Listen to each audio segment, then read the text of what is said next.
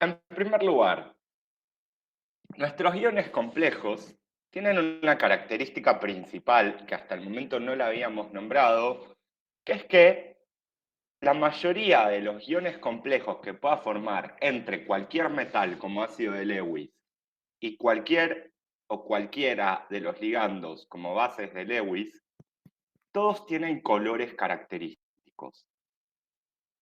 Y esta es una herramienta muy importante. Ustedes habrán visto algo, los de la comisión 3 en el laboratorio el lunes.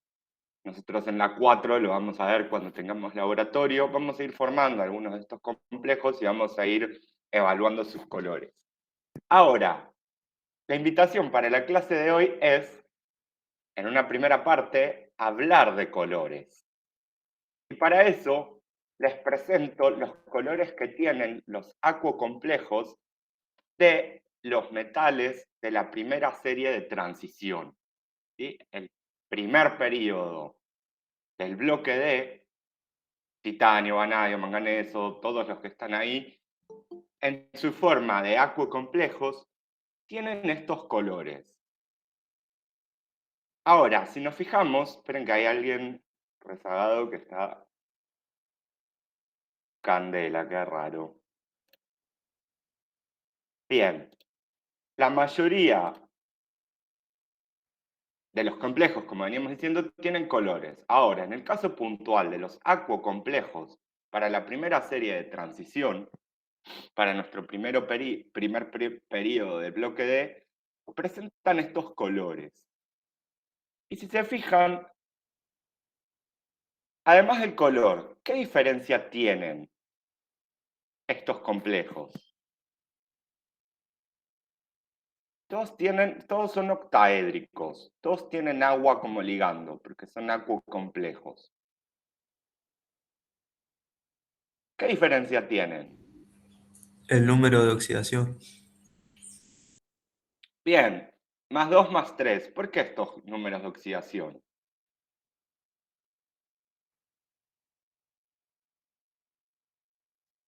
Porque en los acuocomplejos tienen, o los que estamos viendo ahora, tienen estos números de oxidación más 2 más 3. Ya lo deberíamos poder responder a esto.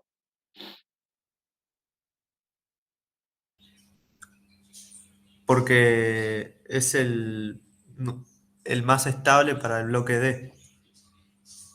Bien, son los números de oxidación más estables que vimos que presentan los elementos del bloque D. ¿Son los únicos números de oxidación que pueden presentar?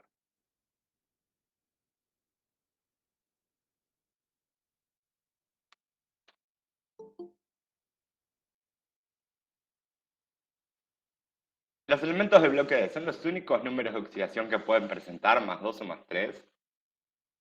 No, No, pueden tener distintos números de oxidación según quién sea el metal. ¿Pueden tener números de oxidación negativos?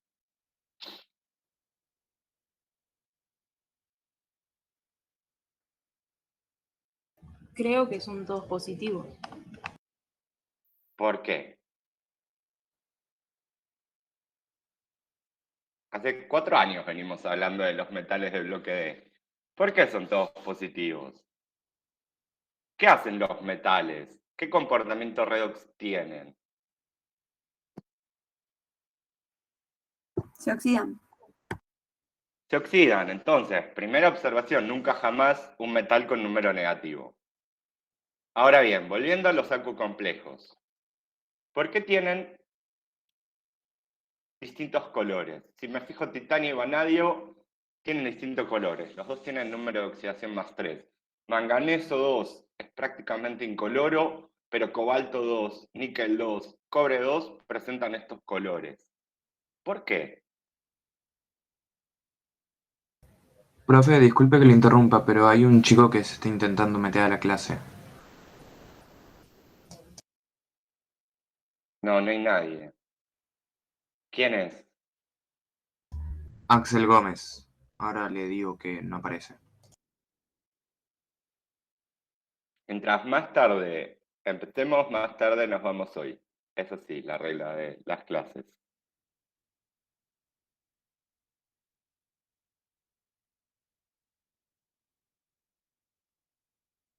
Bien, ¿Qué tienen de distinto estos complejos?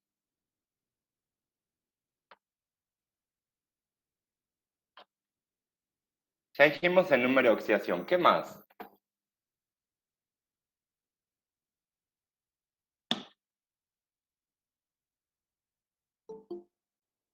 ¿Qué más tienen Puede distinto? ser la configuración electrónica. Bien. Tienen distinta la configuración electrónica. A ver, ¿y cómo me podía dar cuenta de eso? Porque tengo un distinto elemento. Si tengo un distinto elemento, tengo un distinto número atómico. Si tengo un distinto número atómico, tengo distinta cantidad de electrones que distribuir en esas nubes electrónicas. Es decir, nosotros los que estamos cambiando en esta primera serie es la identidad del metal. Punto número 1. En un caso tengo titanio, en otro tengo vanadio. Por otro lado, también tienen distintos números de oxidación estos metales y por lo tanto tengo distintos electrones en juego en cada caso. ¿Vamos bien hasta acá? Sí, sí. Ahora, ¿qué me importan los electrones con el color? Hasta el momento nunca dijimos nada de si hay tantos electrones va a tener este color o va a tener este otro. Para eso tenemos que hablar un poco de color. ¿Y qué es el color que nosotros percibimos? No es ni más ni menos que radiación electromagnética. ¿Qué es la radiación electromagnética? A fines prácticos son ondas, como estas que tenemos por acá. Según un parámetro que vamos a denominar longitud de onda, que vamos a representar con la letra griega lambda, la longitud de la onda no es ni más ni menos que la distancia entre dos máximos de esa onda. ¿Sí? Si yo me paro acá, esa ondita que agarré por ahí tiene esa longitud de onda. Si miramos por acá, esta es la distancia entre dos máximos y esta es la longitud de esa onda. Ahora bien, el espectro electromagnético, estas ondas, según la longitud de onda que tengamos, según la distancia entre dos máximos, si la onda es muy larga o si las ondas son muy chiquititas, muy cortitas, nos definen las distintas regiones del espectro electromagnético. Y nosotros podemos distinguir según esta longitud de onda, si tenemos ondas de radio cuando escuchamos un partido de fútbol, si tenemos microondas cuando calentamos comida, si tenemos ondas de infrarrojo, ondas de luz visible, que son las que nosotros vemos todo el tiempo, ondas ultravioletas, rayos X y rayos gamma. Y dentro de la región visible del espectro electromagnético, nosotros podemos distinguir nuestros colores, ¿sí? Los colores del arco iris. ¿Qué región comprende el espectro electromagnético? Se lo mide según la longitud de estas ondas. Y como son ondas muy pequeñas, la unidad de medición son los nanómetros. Un nanómetro equivale a 10 a la menos 9 metros. Ok, es mucho más chico que un micrón incluso. Un micrón, un micrómetro, son 10 a la menos 6 metros. Estas longitudes de estas ondas vienen del orden de 10 a la menos 9 metros. Y en particular, en la región comprendida para estas ondas con una longitud de 700 nanómetros a 400 nanómetros, nosotros podemos distinguir colores. Y en realidad no es tan lineal. Por un lado, nosotros tenemos radiación electromagnética. Hay ondas, tienen distintas longitudes. Si en particular esas longitudes van de 400 a 700 nanómetros, nosotros vemos colores. Ahora, el color que nosotros percibimos de los cuerpos es el resultado de la absorción de esa radiación electromagnética que haga ese cuerpo en la región visible. Nosotros lo que en realidad vemos es la radiación no absorbida lo que la luz que el cuerpo no absorbe, la transmite. Y llega a nuestros ojos esa luz filtrada, provocando lo que denominamos color. Ok. Ahora, para que un compuesto tenga color, tiene que absorber luz, radiación electromagnética en la región visible del espectro electromagnético. No me sirve que absorban las microondas, no me sirve que absorban los rayos gamma. Tiene que estar justo en esta región. Por otro lado, si absorbe luz en un color, va a verse como su color complementario. Y este circulito, quienes tuvieron alguna aplicación artística en algún momento de su vida, ya lo deben conocer, el cuadrito de los colores complementarios. El verde es el complementario del rojo, el naranja es el complementario del azul, el violeta es el complementario del amarillo. Cada uno de estos colores primarios que nosotros vemos a partir del arco iris tienen una longitud de onda definida. Fíjense, el color violeta arranca en los 400 nanómetros, pero en los 430 se termina. No veo más violeta. De los 430 a los 490 vemos azul. De los 490 a los 560 vemos verde. De los 560 a los 600 vemos amarillo. De los 600 a los 650 vemos naranja. De los 650 a los 800 vemos rojo. Entonces, nuestros complejos están absorbiendo luz en la región visible, por eso los vemos coloreados. El tema es que no están absorbiendo radiación electromagnética en el color que yo lo veo, sino que están absorbiendo en su complementario. Por ejemplo, si vamos ahora y miramos el níquel, que lo vemos verde, en realidad el níquel no es ni más ni menos que yo lo veo verde porque está absorbiendo en estas longitudes de ondas de color rojo. Entonces, la luz, la radiación electromagnética que nosotros percibimos como luz en la región visible, es blanca por lo general, y el color blanco es todos los colores a la vez. Entonces, viene una... Vamos a representarlo. Tengo mi tubito de ensayo con un complejo. Viene radiación electromagnética, vienen estas ondas de luz. Chocan con la sustancia que tenga dentro de este tubito. El tubito va a absorber parte de esas longitudes de onda que tenga la luz y va a dejar pasar otras. ¿Sí?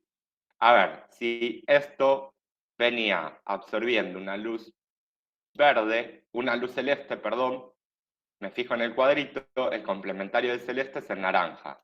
Entonces, lo que yo voy a ver que sale de mi tubo es luz naranja.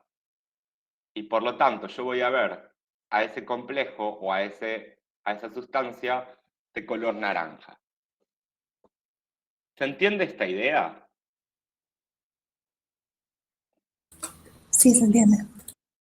Bien, nosotros algo habíamos hablado de radiación electromagnética en Introducción a la Química, cuando empezamos a hablar de electrones y de modelos atómicos y demás. Y habíamos definido, allá en el tiempo, una característica que tiene la luz, que es su dualidad onda-partícula. ¿Qué significa esto? Que la luz tiene un comportamiento ambiguo. La puedo pensar como una onda electromagnética, o también la puedo pensar como una partícula física. Y en particular, nosotros sabemos que si prendo una luz, no me viene como una masa que me da un sopapo en la cara porque apareció la luz y tiene masa y tiene peso y la mayoría de las propiedades que tienen los cuerpos físicos. Nosotros simplemente percibimos que apareció luz, ¿sí? No percibimos nada más. Ahora, Si pasa un tiempo y dejo la luz prendida y la apago, y voy y toco ese foquito donde hace unos segundos tenía luz, ¿qué voy a sentir? Calor. Vamos a sentir calor, vamos a sentir que ese foquito está caliente, ¿sí? Y esa es la dualidad onda-partícula. A ver, el comportamiento físico de la luz es una onda.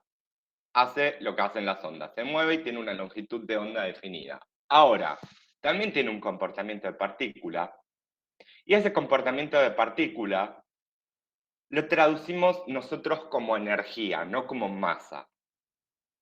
Entonces, si yo pienso a la luz como onda electromagnética, valen todas las propiedades que vimos antes. Si la pensamos como partícula, en el caso de la luz, se la denomina fotón a esa partícula.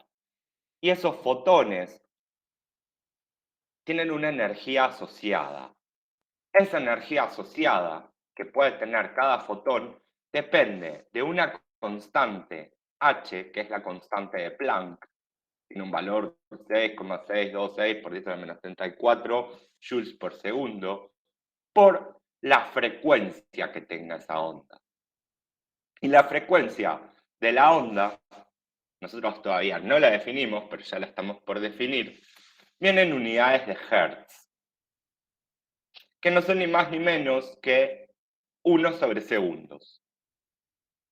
Ok, nosotros hasta el momento decimos, bueno, mi partícula luz tiene una energía asociada. Ahora, ¿dónde está la dualidad? En que también tiene un comportamiento como onda, a través de su frecuencia. ¿Qué es la frecuencia? Si la longitud de onda era la distancia entre dos máximos o dos mínimos que tenga esa onda, la frecuencia es pararme en un punto dado y ver cuántas veces esta onda pasa sobre ese punto en un segundo. Eso es lo que llamamos frecuencia nosotros. Obviamente consideren que las ondas se propagan, ¿sí? Van avanzando permanentemente. Entonces, si yo me paro en ese puntito y cuento en un segundo cuántas veces pasó la onda por ese punto, puedo definir la frecuencia.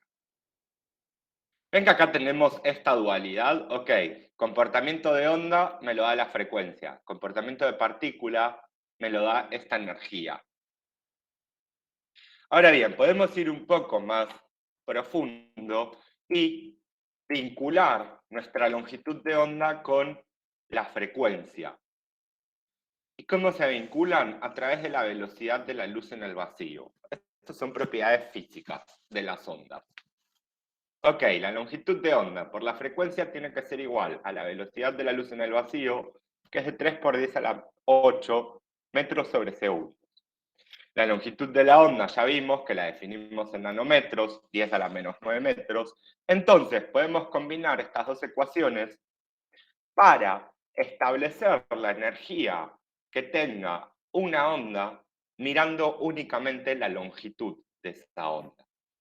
Y fíjense que la energía y la longitud de la onda son inversamente proporcionales, como la presión y el volumen para un gas ideal.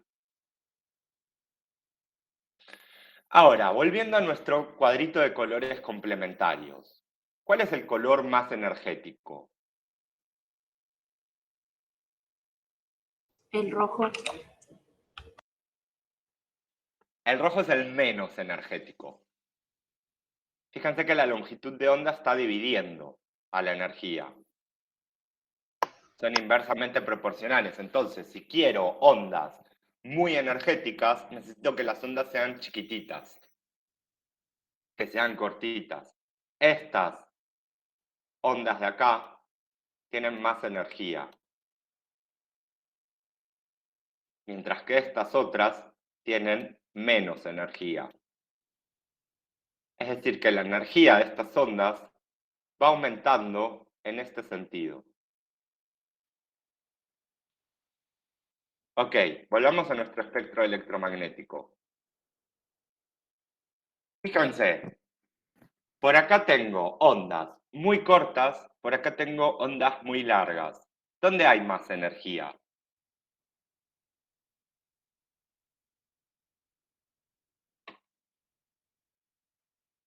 En las más chiquitas.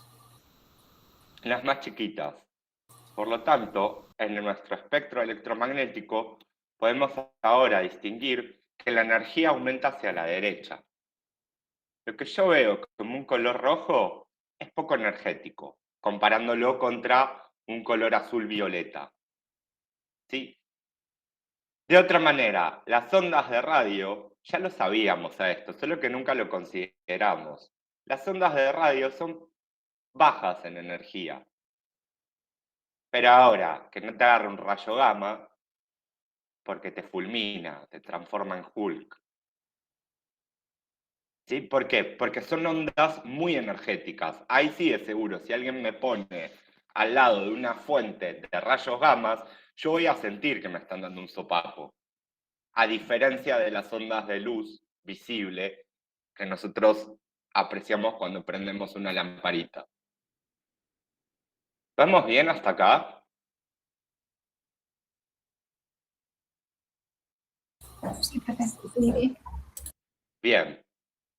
Ahora, todo esto era para intentar explicar por qué tienen estos colores nuestros complejos. Y tenemos que ver la otra cara de la moneda. Ya describimos, bueno, la luz o el color que nosotros vemos es luz visible. Esa luz visible el cuerpo la absorbe y refleja la parte que no absorbe de esa luz blanca. Si absorbe el rojo, nosotros lo vamos a ver verde. Si absorbe azul, nosotros lo vamos a ver naranja. Ahora, ¿para qué absorben luz la materia? Porque ya tenemos una idea de por dónde viene el color. Si yo lo veo de un color, eso me está diciendo que está absorbiendo luz en otra región del espectro. Ahora, ¿por qué absorbe luz la materia? Para un montón de cosas. Por lo general, ya vimos que la luz no es ni más ni menos que energía. Entonces, ahora, al considerar que a mi tubito de ensayo le pongo una fuente de luz al lado, yo tengo que pensar que le estoy dando energía a eso. Y la materia con energía, ¿qué puede hacer?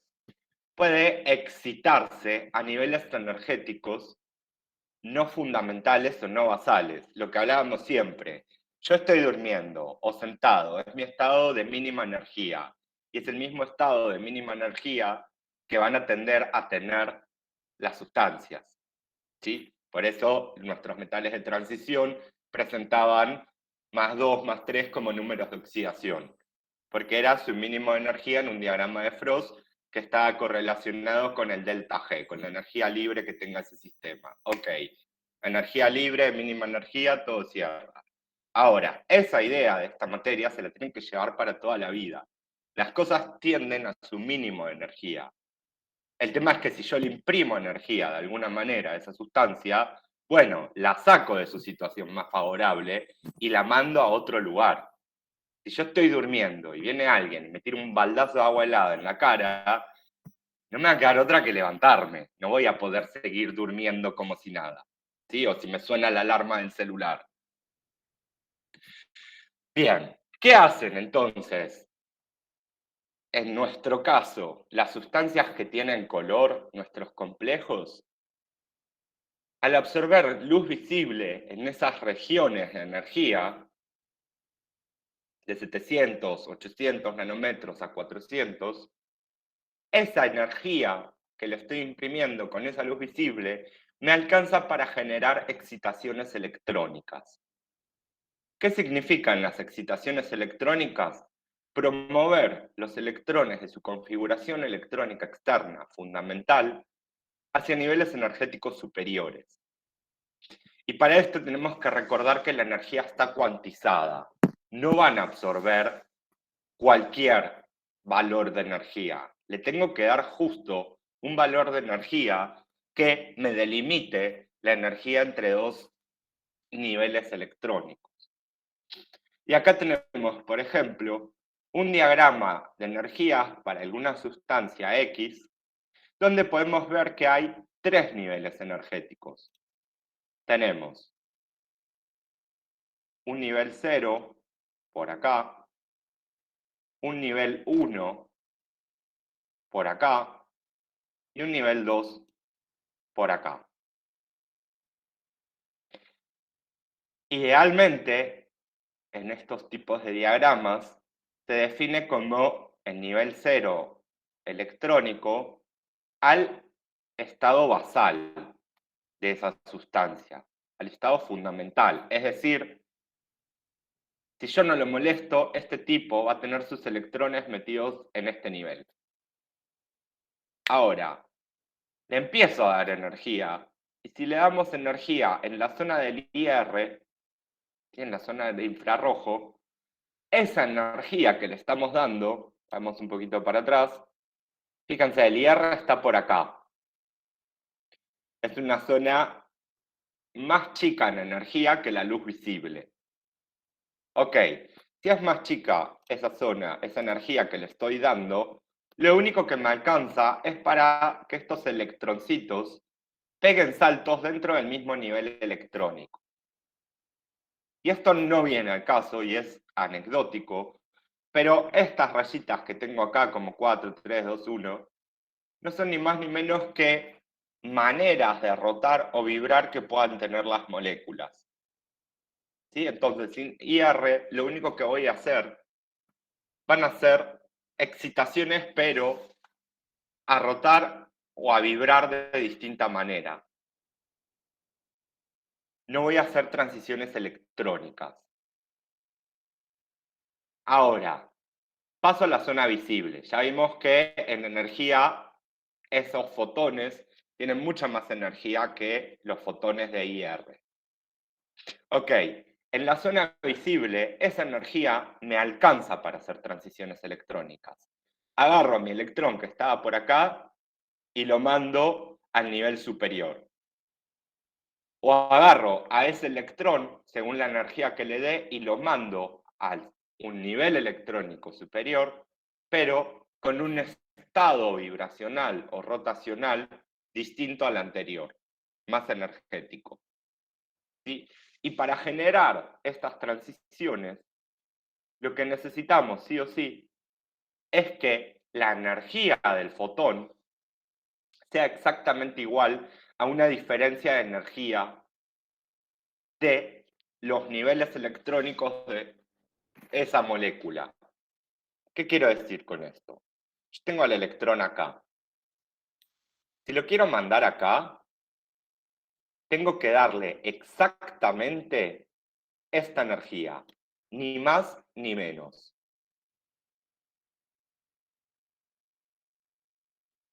¿Por qué eso? Porque la energía está cuantizada. Es como si fuese una escalera esto, ¿no? Tenemos una escalera así. Y tengo mi electrón acá. Bueno, si yo quiero que el electrón pase acá, tengo que darle sí o sí esta diferencia de energía. Ahora, yo no puedo hacer de ninguna manera que el electrón me quede flotando ahí en el medio. Por más energía que le dé, si yo le doy, en vez de esa diferencia de energía, le doy esta diferencia de energía, ahora, lo que voy a ver es que acá no va a haber ninguna transición. Necesito sí o sí pegarle justo al valor de energía de la diferencia de energía que haya entre esos dos niveles. ¿Queda claro esto?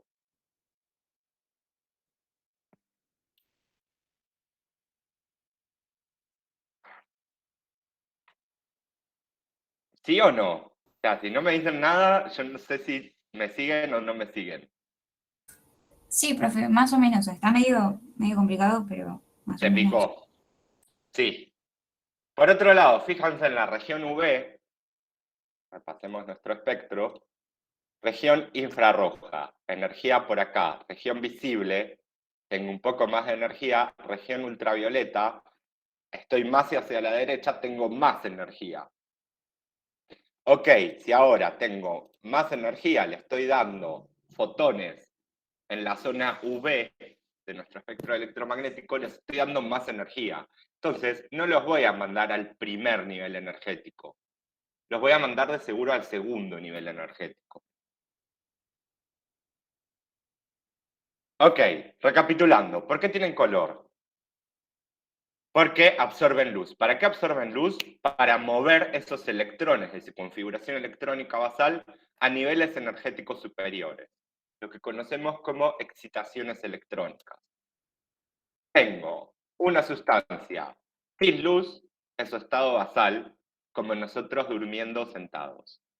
Le pongo un foquito con luz y no me queda otra que si esta sustancia tiene color, la voy a estar excitando, le voy a estar excitando esos electrones a niveles energéticos superiores. Ahora, ¿dónde está la gracia de esto? Tiene un montón de aplicaciones y las vamos a ver un montón en detalle en química analítica instrumental, bajo unas técnicas que se denominan espectroscopías, que no son ni más ni menos que mandarle ondas a la materia de distinta longitud de onda y generar distintos tipos de transiciones. Y eso nos va a dar un montón de información para cuantificar cuántas sustancias tengo, es decir, determinar concentraciones de soluciones incógnitas, o incluso en orgánica van a ver que estas técnicas espectroscópicas nos permiten determinar la estructura química de algunas sustancias, ¿sí? Puedo ver si tiene algunos grupos que presenten colores o no, puedo ver cómo van a vibrar o rotar, puedo ver incluso en las microondas, ondas de radio, puedo ver núcleos atómicos, porque en esta zona absorben los núcleos atómicos y mueven momentos magnéticos y cosas como cada vez que se van complicando un poco más, pero son muy interesantes. En particular, una de las aplicaciones más directas que tiene la espectroscopía, la relación entre la radiación electromagnética y la luz, es la fluorescencia o la fosforescencia. ¿Qué entendemos por fluorescencia o fosforescencia? Con sus palabras.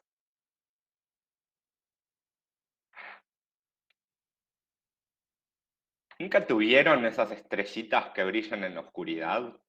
Yo nunca las tuve. Perfecto, es algo que cargo con luz y después sigue emitiendo luz un rato más. Pongamos de ejemplo estas estrellitas que brillan en la oscuridad, verde fluorescente, o fosforescente en realidad es el término. ¿Qué pasa en esos casos? Cargo con luz, como bien dijeron por ahí. Le doy luz a estas estrellitas.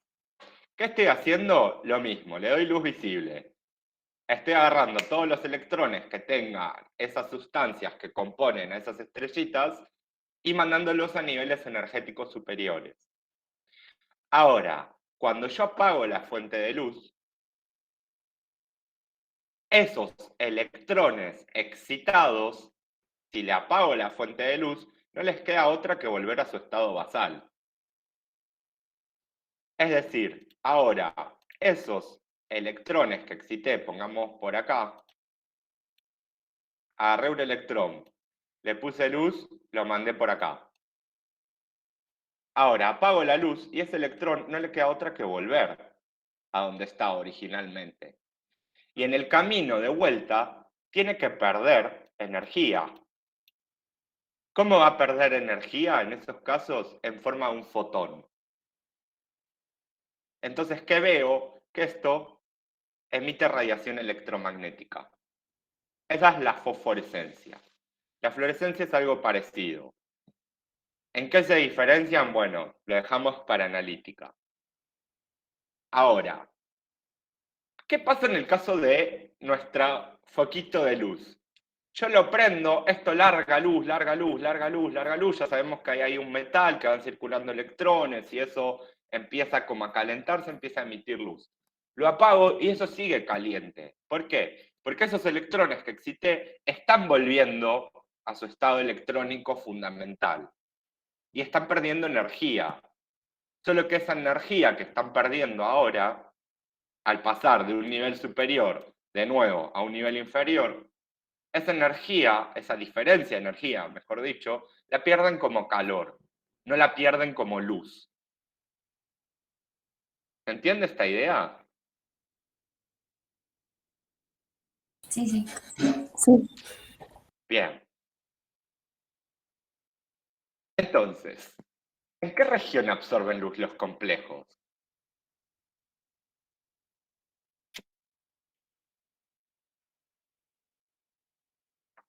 ¿Qué región del espectro electromagnético absorben luz los complejos? Que estábamos pensando al principio. ¿Cómo se llama esa región? Región de luz visible. Bien, en la región de la luz visible, el espectro electromagnético, más o menos, según bibliografía que consultemos, 800, 700 nanómetros como mucho, a 400. ¿Por qué absorben luz en esta región? Para generar transiciones electrónicas. ¿Dónde? Para los complejos, entre orbitales atómicos D. Entonces, si recordamos al principio, nosotros dijimos, estos tipos tienen la misma geometría, los mismos ligandos, lo único que cambia es la identidad del metal. Y si cambia la identidad del metal, cambia el número atómico Z. Y si cambia Z, cambia la cantidad de electrones que tenemos. Entonces, lo que estamos viendo al ver estos colores son las transiciones electrónicas de esos electrones metidos en orbitales D, como lo veíamos acá, ¿sí? Ahora imagínense que este es un orbital D y este es otro orbital D. Entonces, al prender luz visible, manda un electrón a otro nivel, ¿sí? O a un nivel más alto incluso, a otro orbital D que esté un poco mayor en energía. Bien, y esto nos devuelve a teoría de campo cristalino. No me queda otra que ahora seguir hablando de teoría de campo cristalino, que algo estuvimos hablando la clase pasada. ¿Qué habíamos dicho? Esta teoría va a suponer que en los complejos el enlace metal-ligando es puramente electrostático. Los ligandos los vamos a pensar como cargas puntuales negativas que se van a repeler con los electrones de los orbitales atómicos D que pueda tener el metal, siempre y cuando interactúen directamente por geometría. Y en base a esta estimación podemos explicar el desdoblamiento energético de los orbitales atómicos D. Un montón de cosas en este párrafo. Vamos por partes. Tengo un complejo octaédrico. Este complejo octaédrico, bajo la teoría del campo cristalino, lo voy a pensar como que los ligandos no son ni más ni menos carguitas negativas. Me olvido de que son amoníaco, agua, cianuro, tiocianato, cloro, todos los que vimos. Son cargas puntuales negativas ahora. El metal tiene orbitales D, por eso es un metal de transición. Ya vimos que es del bloque D, por lo tanto su configuración electrónica externa de seguro termina en algún orbital D. Ahora bien, para los orbitales D teníamos 5 posibles orbitales, y esto también lo hablamos en la clase pasada. Si yo considero ahora esta misma estructura para el complejo octaédrico, donde en mi 000, en mi centro de coordenadas, tengo ubicado el metal, ahora lo miro en el mundo orbitales y ahí empiezan a nacer los orbitales. Según la geometría de este complejo, fíjense que esta representación de acá me está diciendo, tenés unos verticalmente sobre un eje, tenés dos que vienen hacia vos, tenés dos que van hacia atrás de la pantalla. Ok, tengo dos ligandos sobre un eje, dos que vienen a nosotros y dos que van atrás de la pantalla. ¿Los ven? Es difícil ver cosas en 3 dimensiones en 2 dimensiones. Pero ¿Ven que tienen más o menos la misma forma? O, de hecho, tienen la misma forma. La representación del complejo octaédrico y los orbitales acá abajo. En el primer esquema, los orbitales que están en los ejes X e Y están como unidos, que están representados Acá, como un círculo. Sí, no. los que están en los ejes X e Y, porque Estos están son los como si fuesen ligandos. un anillo. No, no. Esta es la forma que tiene este orbital que se llama dz cuadrado. Es como un chupete. Ah, ok. Fíjate la teórica de la semana pasada también, cuando vimos todos los orbitales juntos, el S, el P, los D y los F, tienen estas formas. El orbital dz cuadrado está parado sobre el eje Z y es como un chupete. Es como un orbital P, por arriba y por abajo veo lo mismo y tiene este circulito. Después viene otro orbital que se llama x cuadrado menos y cuadrado, y ese orbital es como dos orbitales P, dos lóbulos, estos dos, que están parados sobre el eje X y sobre el eje Y. Y después vienen tres orbitales más que son parecidos a estos, con estos cuatro lóbulos, pero estos orbitales están en planos. Este está en el plano XY. ¿Cuál es el plano XY? El que nosotros graficamos en 2 dimensiones. Y lo atraviesa por arriba y por abajo el eje Z. Después está el XZ, que queda definido por el eje X y el eje Z, y lo atraviesa el eje Y. Y por último tenemos el IZ, y lo atraviesa el eje X. Ahora, bajo esta teoría, a nosotros lo que nos interesa ver es, ok, tengo estos orbitales D, y tengo los ligandos pensados como cargas puntuales negativas. Y habíamos dicho, bueno, en este caso particular, acá tengo unas interacciones repulsivas. Los ligandos son cargas negativas y en los orbitales D tengo electrones que también son negativos. Esta situación no es muy favorable. Estoy acercando mucho en el espacio dos cosas negativas. Y eso mismo nos pasaba acá. Acá, acá, acá y acá. Acá habíamos dicho, la semana pasada hay repulsiones. ¿Se acuerdan? Sí, sí. Bien.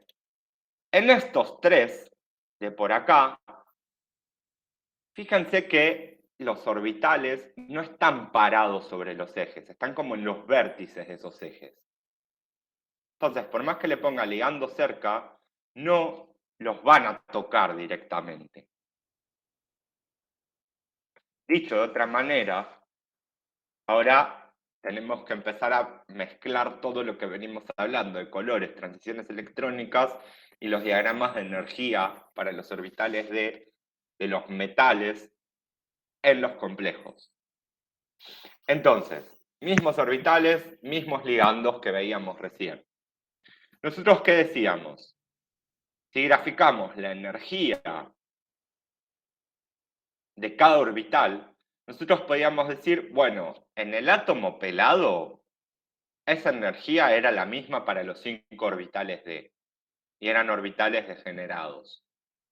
Ahora, cuando a ese metal lo rodeo de 6 ligandos en un ambiente octaédrico, con una geometría, o mejor dicho, en un complejo, con una geometría octaédrica, esos dos orbitales primeros que vimos, el z cuadrado y el x cuadrado menos y cuadrado,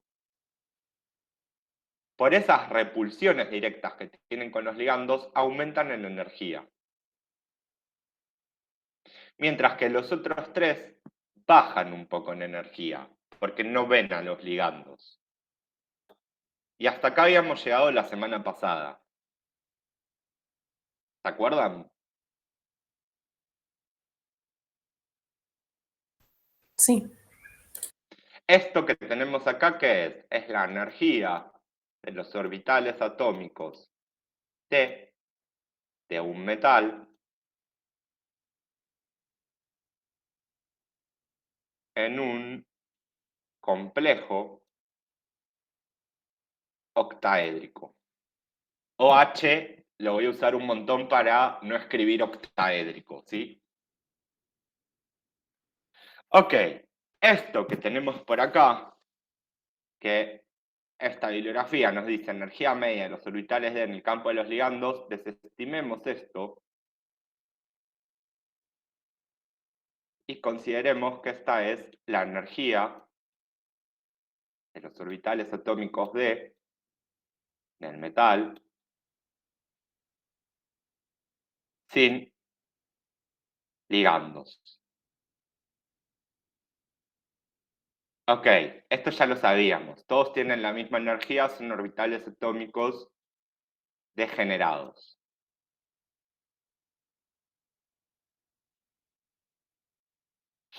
Entonces, fíjense, para seguir vinculándolo con lo de el color. Si acá en este diagramita, según quién sea el metal, si esto es octaédrico, yo capaz pueda tener un único electrón D. Pensemos ese caso, después vemos cómo sigue. Entonces, si ese electrón D lo tuviese que ubicar, ¿dónde lo ubico? ¿Por acá arriba o por acá abajo? ¿Por abajo puede ser? Por abajo. Nosotros, siempre que hacemos la regla de las diagonales y todas estas cosas que hacemos en Introducción a la Química, lo que vamos haciendo, si recuerdan, es ir metiendo electrones en los orbitales de menor energía hacia mayor energía. Entonces, ese único electrón D que tengo, lo voy a meter por acá. Ahora, si ese electrón, o mejor dicho, si ese complejo absorbe luz, absorbe energía. Y esa energía la va a usar para agarrar a este electrón y mandarlo a su nivel energético superior, acá arriba. Lo va a excitar. ¿Me siguen? Sí. Bien, entonces ya va tomando un poco más de forma esto. Ahora, según la energía que esté absorbiendo, fíjense que siempre es la energía necesaria para pasar de acá abajo a acá arriba. Y esa energía la vamos a denominar delta O, que no es ni más ni menos que la diferencia de energía que me aparece ahora por tener a estos orbitales D en un complejo octaédrico. Bien. ¿Qué color va a tener el metal? Va a depender de cuánto valga esta diferencia de energía.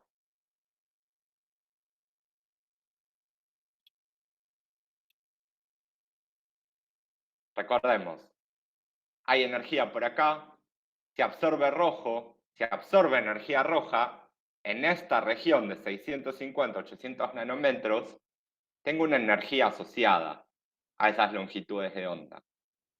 O sea que justo ahí, mi diferencia de energía delta O está asociada a estas longitudes de onda y yo voy a ver el complejo verde.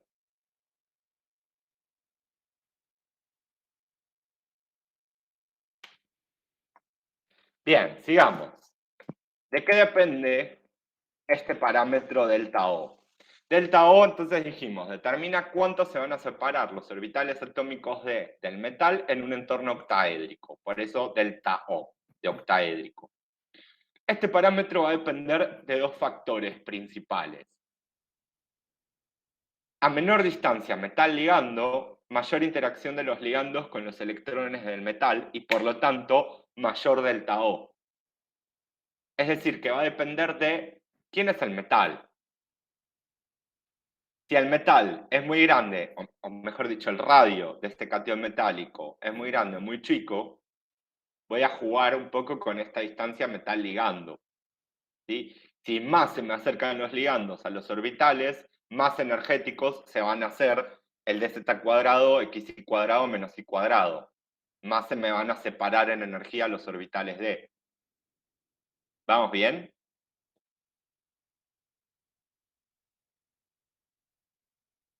Por otro lado, delta O también depende de quién es el ligando ahora. ¿Por qué? Porque si mi ligando tiene mayor carga negativa o mayor momento dipolar, va a haber una mayor interacción de los ligandos con los electrones del metal y por lo tanto va a haber un mayor desdoblamiento, una mayor separación de esos orbitales.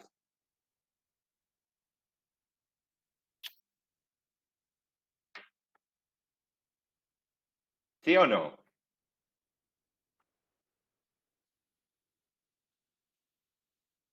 ¿Me siguen hasta acá? ¿Estoy diciendo cualquier cosa ya? Creo que Sí. por ahora sí. Sí, sí. Bien. La identidad de los ligandos, para predecir qué efectos generan, la podemos evaluar en base a la serie espectroquímica. ¿Qué es la serie espectroquímica? Es una serie donde tengo todos los ligandos posibles para estos complejos acomodaditos en orden según el desdoblamiento que generan. Esta serie espectroquímica se determinó experimentalmente. Se agarraron un montón de complejos con estos ligandos y para cada metal se le fue cambiando el ligando y se fue midiendo ese desdoblamiento del tau.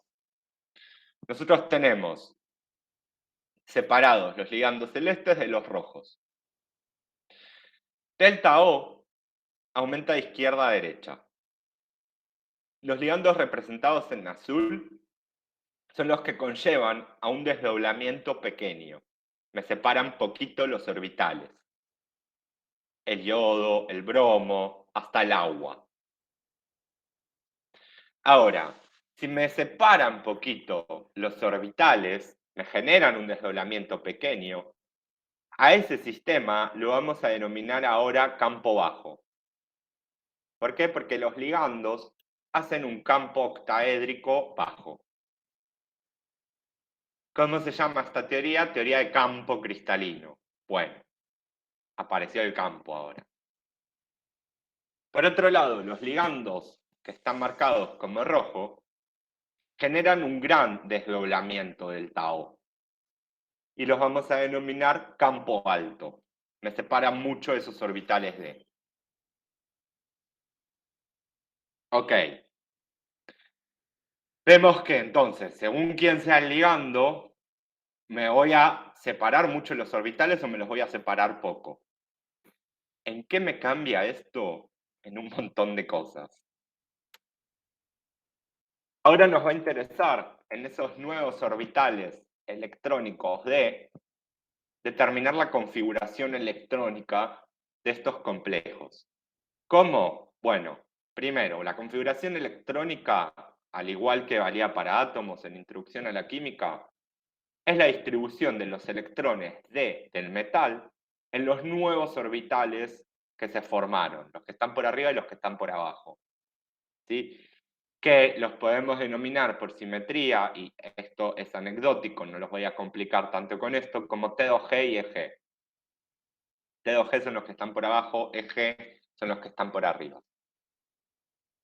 Entonces, en base a esta configuración electrónica en los nuevos orbitales D, podemos evaluar propiedades magnéticas, por ejemplo, de los iones complejos y los colores. Para armar la configuración electrónica valen las mismas consideraciones que antes. Pauli, Hundas, Bau, la regla de las diagonales y todo eso. Si Pauli, recordemos, es el que nos decía que como máximo puedo tener dos electrones, en un orbital. Hund nos decía que voy poniendo electrones de A1 y después los empiezo a parear. Y Aufbau es el que me decía, vas llenando estos orbitales de menor energía a mayor energía, y este siempre lo teníamos traducido por la regla de las diagonales. Además, como estuvimos hablando, para hacer esta configuración electrónica en los nuevos orbitales que se me generen, necesito identificar cuál es el ligando. Y ahí volvemos a nuestra serie espectroquímica. Así tengo que ir para atrás y mirar la serie espectroquímica. ¿Dónde está ubicado mi ligando? Si es de campo bajo o si es de campo alto. Si es de campo alto, lo vamos a denominar también, parece un trabalengua, pero ahora todo va a tener sentido. Lo podemos determinar también complejo de bajo spin. Esto es lo mismo que campo alto. Fíjense, los ligandos generan un gran desdoblamiento, entonces primero se van a completar los orbitales T2G con 6 electrones, los de abajo, y posteriormente los EG, los de arriba.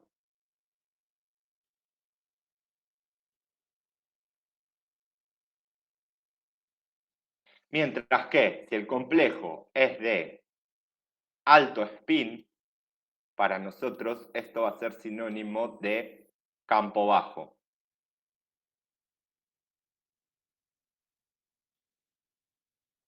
Entonces, bueno, si es de campo bajo o alto spin, que son sinónimos, los ligandos generan un desdoblamiento pequeño y por lo tanto se van a ocupar primero todos los orbitales, tanto los de arriba como los de abajo, con un electrón y posteriormente, una vez que metí esos 5 electrones en todos esos orbitales nuevos, empiezo a parearlos. Veamos esto con un ejemplo. Imagínense que tenemos ahora un metal cualquiera, con cualquier número de oxidación, pero lo importante de este metal es que tiene una configuración D6. Y ahora lo bueno de configuraciones electrónicas en complejos es que podemos indicar directamente la cantidad de orbitales de electrones en orbitales D como D tanto D1, D2, D3, D4, D10. Y no hace falta decir 1 Z2, 2 Z2, 3, eso ya me lo olvido, ya lo hice en Introducción a la Química. Entonces, si este metal tiene una configuración D6, tengo que acomodar ahora estos 6 electrones que antes tenía en orbitales D en los nuevos orbitales D al tener un complejo octaédrico. Y según quién sea el ligando, puedo tener un campo bajo o un campo alto. Fíjense, este escenario de acá es el correspondiente a un campo alto. ¿Sí? Este delta cerito es muy grande, se me separaron mucho los orbitales D. Entonces, si se me separaron mucho los orbitales D, y los ligandos generan un gran desdoblamiento, primero se completarán los orbitales de abajo con 6 electrones y posteriormente los EG, los de arriba.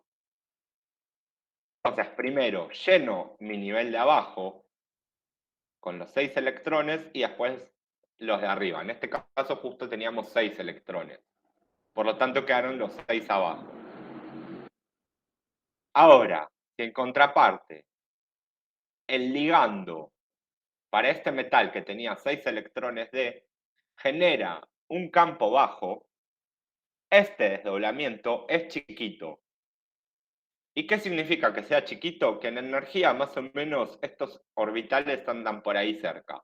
Es verdad, estos tienen un poco más de energía que estos, pero no tanta.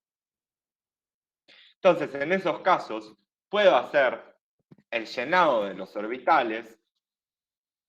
En cambio, los ligandos generan un desdoblamiento pequeño. Primero se ocuparán con un electrón todos los orbitales, tanto los de arriba como los de abajo, y posteriormente se van apareando los restantes. Meto un electrón en estos 3 orbitales de abajo, meto un electrón en estos 2 orbitales de arriba, hasta el momento metí 5 electrones. El siguiente, el sexto, lo apareo con alguno de los de abajo. A fines prácticos, para este metal con 6 electrones D, según quien sea el ligando, si es de campo alto o de campo bajo, nos va a quedar un complejo que tiene todos sus electrones apareados o un complejo que tiene electrones desapareados. Y esto nos va a importar en unos segundos. ¿Hasta acá alguna pregunta?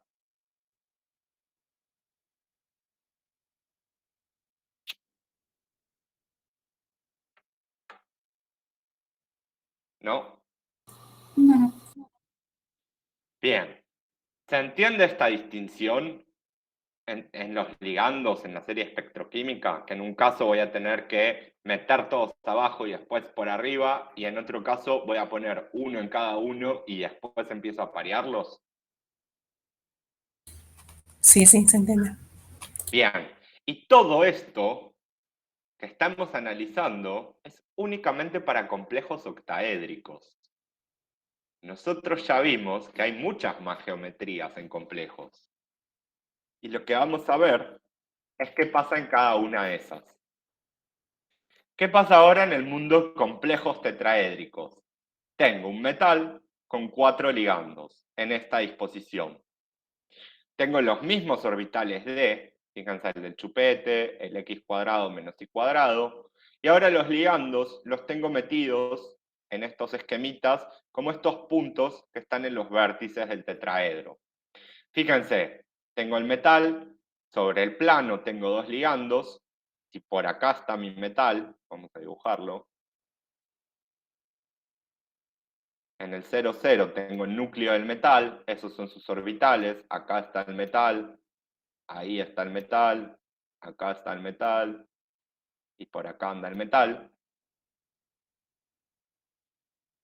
Tenemos en el plano 2 ligandos, tuki, tuki. A dibujarlo una vez. Acá hay un ligando, acá hay otro ligando, y después tengo uno que viene hacia mí y otro que se va para atrás.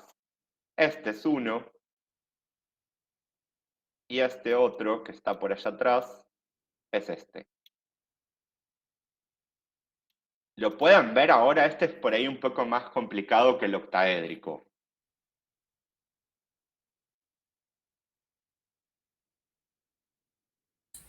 Sí, ahí se ve un poco mejor.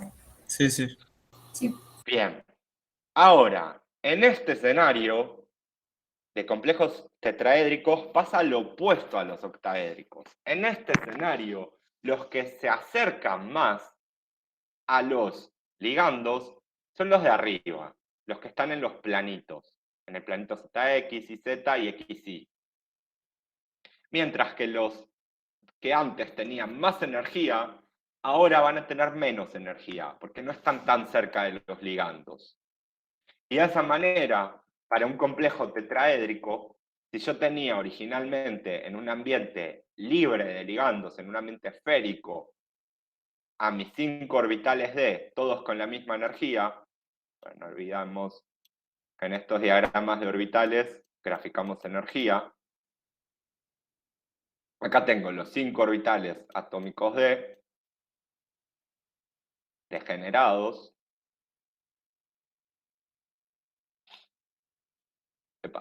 Al meterlos con 4 ligandos en un ambiente tetraédrico, los 3, estos, van a aumentar su energía, estos 2 van a bajar su energía. ¿Sí? Y ahora, por simetría, a esos de arriba los llamo T2, no T2G, y a estos de abajo los llamo E y no EG, no importa. Entonces, ahora se me dio vuelta la torta. Me quedaron 2 abajo, 3 arriba. ¿Sí? Son como opuestos estos dos diagramas de orbitales. ¿Cuál es la buena en los complejos tetraédricos? Que experimentalmente no se conoce ningún complejo tetraédrico de bajo spin, de campo alto. Por lo tanto, todos los complejos con geometría tetraédrica son de alto spin, que es lo mismo que decir de campo bajo. Es decir, independientemente del ligando, lo que nosotros llamábamos antes delta O, que era la separación, ¿se acuerdan?, entre estos dos orbitales desdoblados, ahora lo vamos a llamar delta T, de tetraédrico. Y este delta T es mucho más chico que el delta octaédrico. Y acá me olvido de la serie espectroquímica, porque ya sé que voy a tener que llenar todos los orbitales con un electrón y después recién empezar a parearlos. Esa no es nuestra condición de campo bajo o alto spin.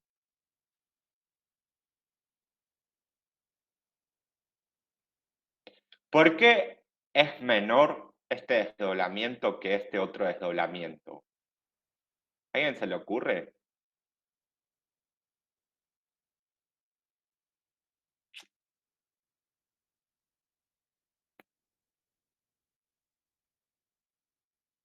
Fíjense, en los octaédricos,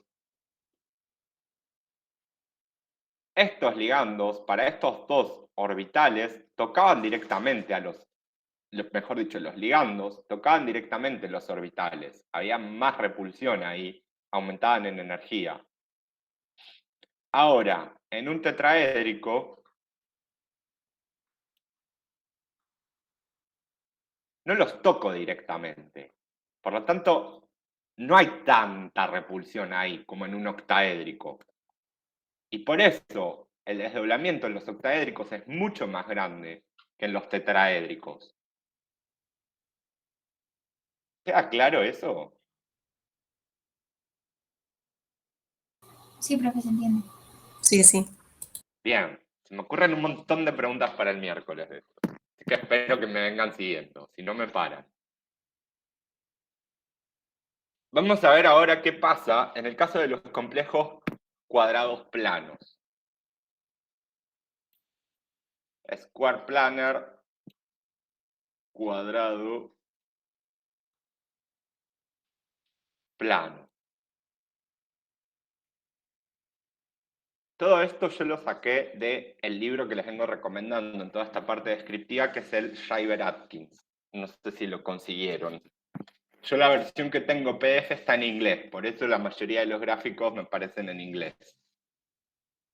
En este caso de los complejos cuadrados planos, un tipo que se llama Jan Teller propuso una idea brillante, que es la distorsión tetragonal.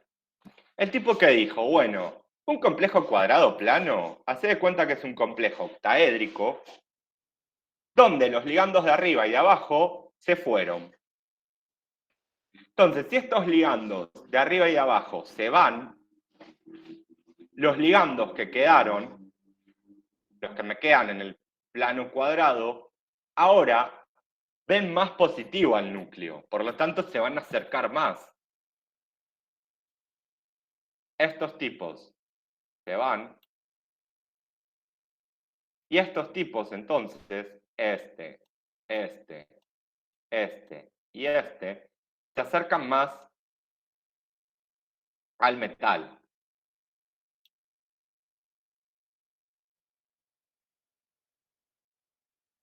¿Queda clara esta idea? Entonces ahí no habría un delta O. No habría un delta O, habría unos cuantos. ¿Por qué? Tenemos los orbitales de nuevo, de el metal.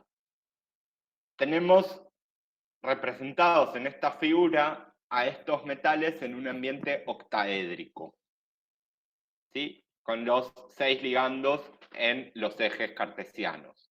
Ahora, yo en la distorsión tetragonal, lo que estoy diciendo es este tipo se fue, este otro tipo se va, y estos que quedan son los que se acercan más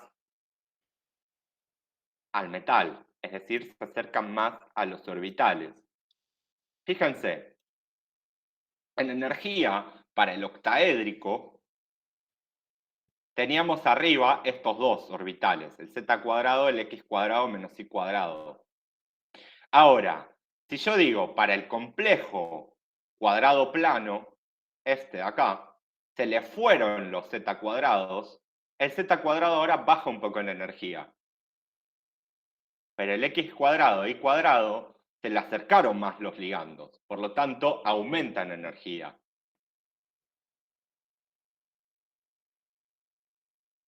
Por otro lado, Si estos que están sobre los ejes se acercan más al metal, este otro orbital, el que está en el plano XY, ahora tiene los ligandos un poco más cerca, aumentan energía. Los otros dos bajan un poquito en energía, porque se evitan ese acercamiento de los ligandos. Y además los que tienen en Z se les fueron.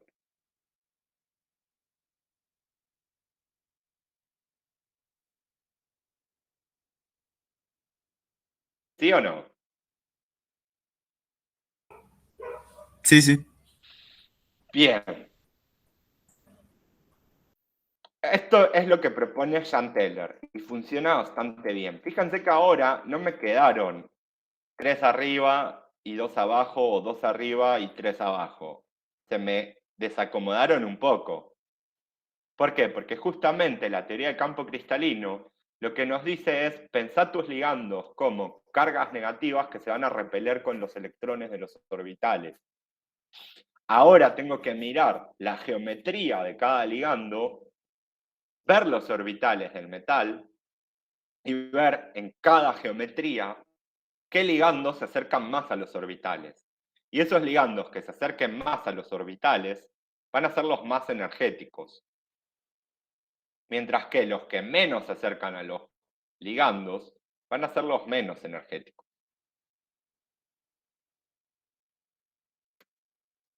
Y acá tenemos todas las energías posibles y las geometrías que podemos tener para campo cristalino. Fíjense, por acá anda nuestro octaédrico.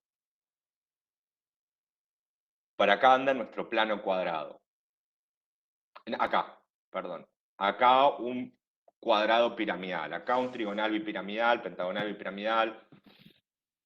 X geometrías que no vamos a entrar mucho en detalle. ¿Cuáles nos van a importar? Las 3 que vimos. Octaédrica, tetraédrica, cuadrada plana.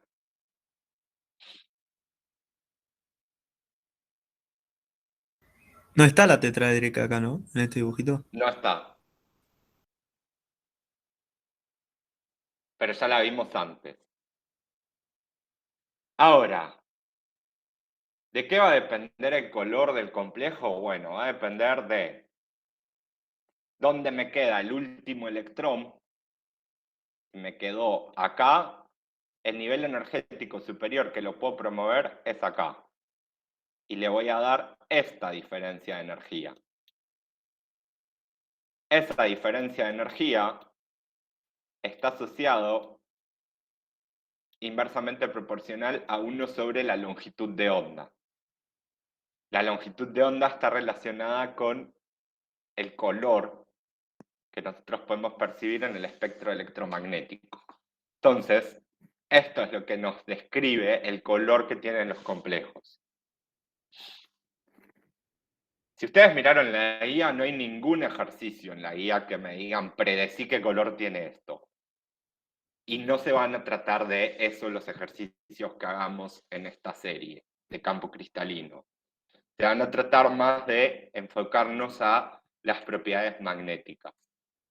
Y para eso, ya que la Comisión 3 no tuvo clase de problemas de este tema y va a entrar en el parcial, vamos a hacer un bonus track hoy y vamos a hacerlos resueltos de esta serie 10 de química de coordinación. Y empezamos fácil, empezamos nombrando complejos, que ya algo hicimos la semana pasada, y acuérdense que tienen las reglas de nomenclatura al principio de la serie, y también hablando un poco de geometrías. Este primer ejercicio nos pide nombrar iones complejos, y nos dan un montón de iones complejos, y en particular fíjense que nos aparece nuestra amiga etilendiamina, que presentamos la semana pasada, y un nuevo ligando bidentado, que es la bipiridina, que tenemos por acá, por ejemplo. Entonces, repasito rápido de reglas de nomenclatura. ¿Qué tenía que ver? Un montón de cosas. Primero, si mi complejo es neutro, catiónico o aniónico. ¿Se acuerdan? ¿O no se acuerdan? Sí, si era aniónico terminaba en ato. Bien, si es aniónico termina en ato, si no termina con el nombre del metal. ¿Qué más tenía que ver? ¿Quiénes son los ligandos? ¿Cómo se llaman los ligandos? ¿Y cuántos ligandos tengo? Y para eso usábamos los prefijos de cantidad, ¿se acuerdan? Di, tri, tetra, penta, hexa. Nombro los ligandos primero, después el metal, y entre paréntesis indicábamos el número de oxidación del metal. ¿Quién me dice cómo se llama este?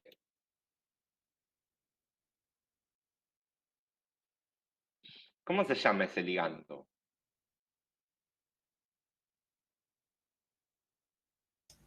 Hexatiociano ferrato 3, ¿puede ser? Bien, muy bien. Ese ligando se llama tiociano. Ese complejo que tenemos ahí, el A, es el hexatiociano ferrato 3. ¿Cómo se llama el B?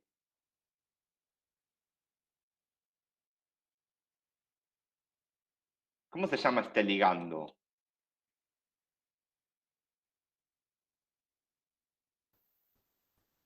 Diamín plata 1. Perfecto. Diamín plata 1. ¿Cómo se llama este? ¿Cómo se llama este ligando?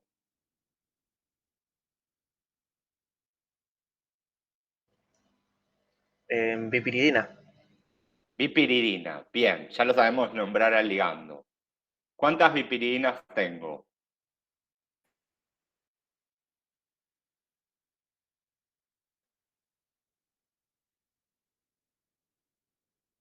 Tres. 3. O sea que ¿cómo empieza el nombre? Tribipiridina. Tribipiridina, ok. ¿Cómo se llama ese metal?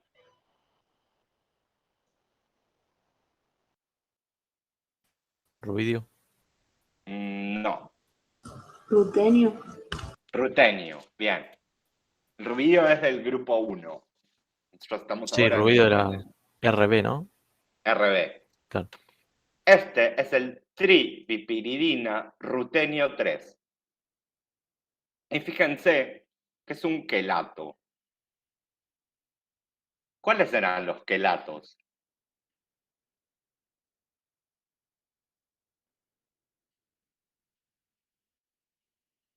En la clase pasada vimos algo que denominamos el efecto quelato. ¿Se acuerdan? Que era un efecto entrópico que favorecía la formación de unos complejos frente a otros. En este caso de la bipiridina, estos dos son ligandos bidentados.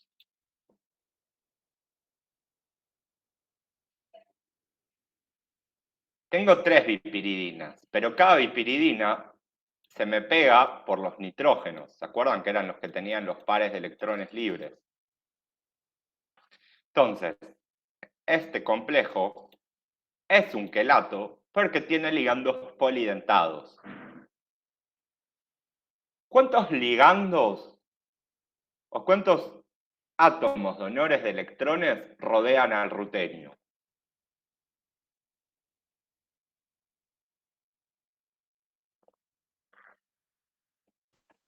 6, ¿puede ser? 6. Muy bien. O sea que, ¿qué geometría tiene esto? Un ligando con un metal con 6 ligandos. ¿Qué geometría tiene? Octaédrica. Octaédrica. Octaédrica. Perfecto. O sea que esto es un rutenio, geometría octaédrica. Por acá tengo el nitrógeno, por acá tengo un nitrógeno, por acá tengo un nitrógeno, por acá tengo otro, por acá tengo otro, por acá tengo otro. Ahora, cada 2 nitrógenos vienen interconectados. ¿Sí? Por ejemplo, estos dos con estos puentes aromáticos están interconectados, estos dos están interconectados y estos dos están interconectados. Cuando el complejo se forma con ligandos polidentados, lo denominamos quelato. Y teníamos también un factor cinético que nos favorecía la formación, ¿se acuerdan? Porque era, una vez que se me pega un nitrógeno, el de al lado ya viene cerquita del metal. Y era distinto que venga nadando el nitrógeno ese del seno de la solución y se encuentre con el metal. En la formación de quelatos teníamos el efecto entrópico y el efecto cinético que nos favorecían. Como para hacer un repaso de la clase pasada. Bien. El ítem 2 nos pide, determine la geometría de los iones del ejercicio anterior y para cada uno de los mismos responda. ¿Qué número de coordinación presenta el átomo central? ¿Qué número de oxidación presentan sus respectivos ligandos? Hexatiociano ferrato 3. ¿Qué número de coordinación tiene?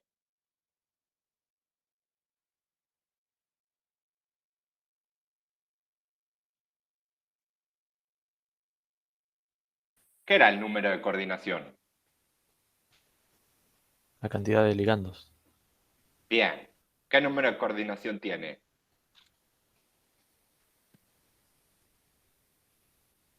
3, 6.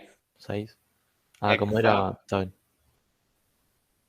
Este tiene el número de coordinación 6. No ¿Qué geometría va a importa, tener? no importa que sea polidentado.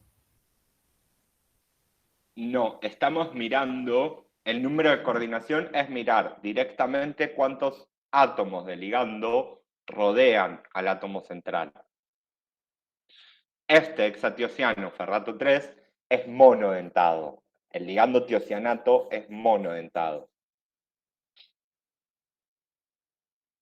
Tiene el número de coordinación 6. ¿Qué geometría tiene? Octaédrica. Octaédrica. Octaédrica, muy bien.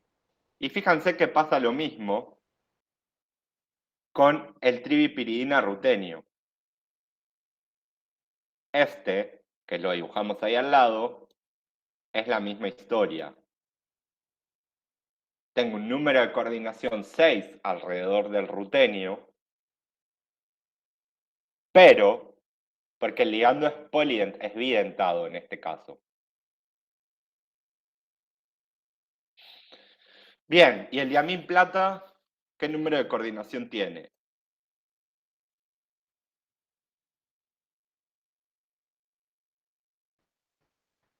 2. 2. 2. ¿Qué geometría tiene? Lineal. Perfecto.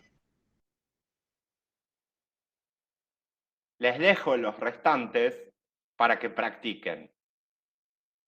Terminen de repasar nomenclatura, terminen de convencerse de los números de coordinación y demás. Profe, ¿el ligando Sí. ciano es monodentado o bidentado? Es monodentado.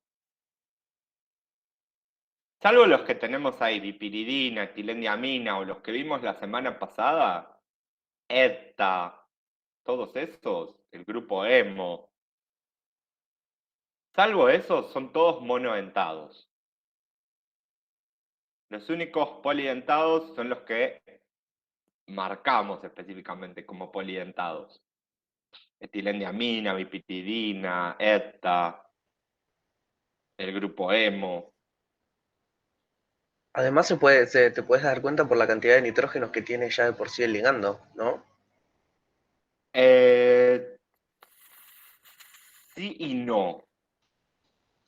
A ver, tanto en el cianuro como en el tiocianato planteen las Lewis. Y fíjense que tengo pares de electrones sin compartir tanto en el nitrógeno como en el carbono y en el azufre, en el caso del tiocianato. Entonces, ahí está un poco polémico por dónde se está enlazando.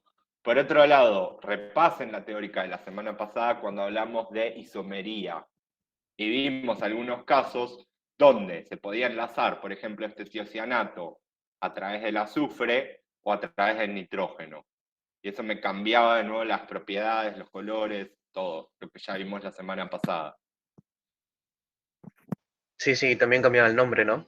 ¿Cómo se lo...? También cambia el nombre del ligando. Sí. Bien, pasemos al problema 6.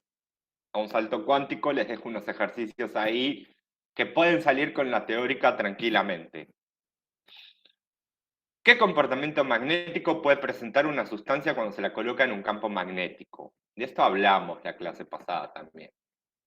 ¿Cómo se puede medir esa interacción? Ahí indica ejemplos de diferentes comportamientos magnéticos. Bueno, ¿qué comportamiento magnético pueden tener las sustancias? Es simple. Si hablamos de magnetismo, ¿de qué hablamos? ¿Qué es lo primero que ustedes vinculan con la palabra magnetismo o campo magnético? ¿Cuál es la sustancia magnética que conocen ustedes, de seguro? El imán. El imán. Muy bien. El hierro vamos a dejarlo en suspenso por ahora. El imán, nosotros estoy convencido que todos en nuestras heladeras tenemos algún imán, de algún delivery, de algún recuerdo, de algún viaje, de lo que sea. Y todos sabemos que yo lo pongo eso cerca de la heladera y se queda pegado. Lo pongo cerca de la tele, no se me queda pegado. Entonces, ahí hay una interacción magnética. No vamos a entrar en detalle de magnetismo porque excede los límites de este curso, pero sabemos pensar en un imán. ¿Qué comportamiento pueden tener los imanes? ¿Se pega o no se pega? ¿Interactúa con un campo magnético, se atrae, se pega o se repele con el campo magnético? Y eso también estoy seguro que en algún momento de nuestra infancia o adolescencia jugamos con dos imanes a intentar pegotearlos y sentimos cómo se repelen entre sí. A menos que adquieran una orientación adecuada y ahí los puedo pegar. ¿Eso estamos de acuerdo o no? Sí, sí.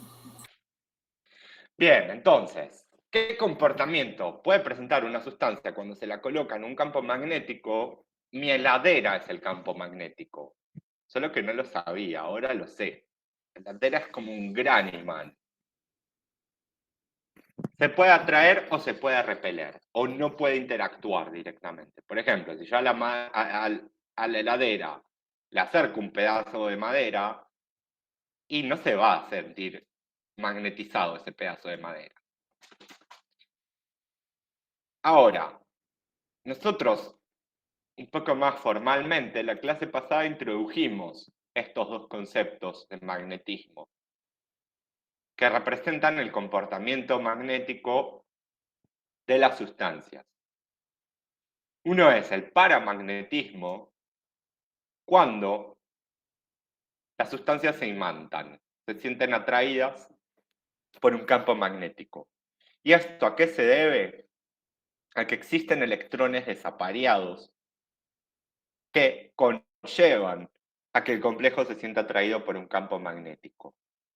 Y fíjense que para evaluar paramagnetismo tengo que mirar electrones desapareados. Y para mirar electrones desapareados tengo que meterme en campo cristalino. Tengo que hacer todo lo que estuvimos viendo en la última teórica de hoy. El otro comportamiento opuesto al paramagnetismo es el diamagnetismo, que es cuando no hay interacción con un campo magnético. Y eso se va a dar siempre que nuestro complejo no tenga electrones desapareados.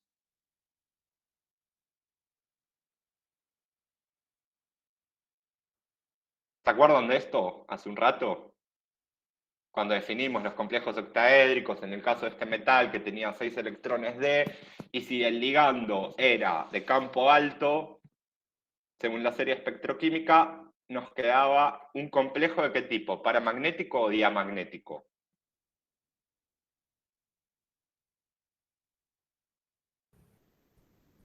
Diamagnético hacia el campo alto. Bien, diamagnético, me quedan todos los electrones apareados, esto no va a sentirse atraído por un imán. En cambio, si el campo era bajo, nos quedaban unos cuantos electrones desapareados y por lo tanto va a haber una interacción con el campo magnético, va a haber paramagnetismo. Volvemos. ¿Cómo podría medir si mi complejo es paramagnético o diamagnético.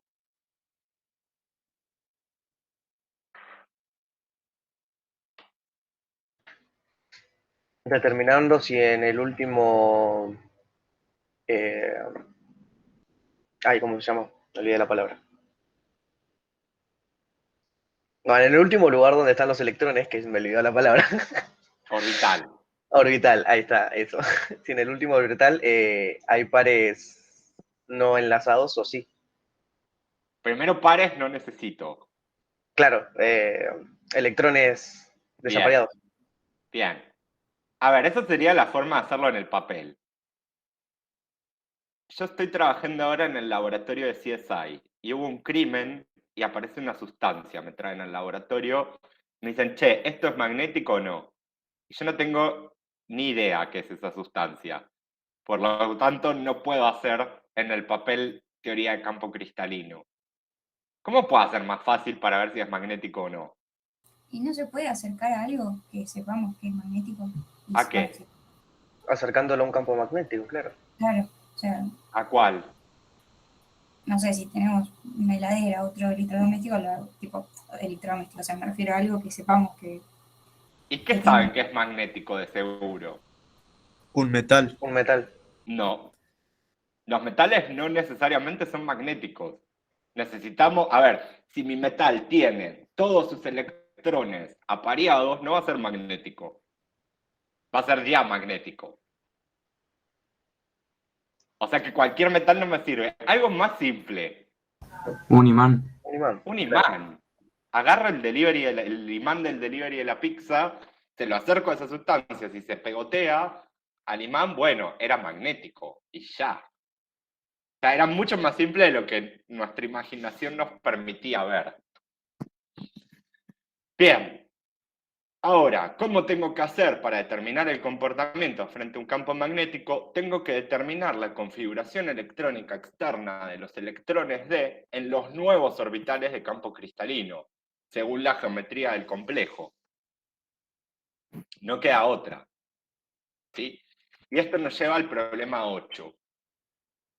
El problema 8 nos dice, para cada uno de los complejos, estos 4 que están abajo, indique la configuración electrónica del ion metálico, el número de electrones desapareados, el momento magnético efectivo.